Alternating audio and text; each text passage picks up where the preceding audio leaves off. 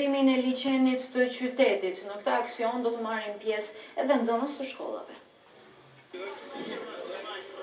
Në vijën liçenore rreth 2 pikave turistike Shirok Zogaj është mbajtur një aktivitet sensibilizues për mbajtjen pastër të liçenit të Shkodrës. Kjo nis për pastrimin e liçenit realizohet në kuadër të një sër aktivitetesh të fushatës së ndërgjegjësimit për mbrojtjen e cilësisë së ujit në liçen të mbështetur nga projekti i Bankës Botërore për menaxhimin integrues të ekosistemit të liçenit të Shkodrës.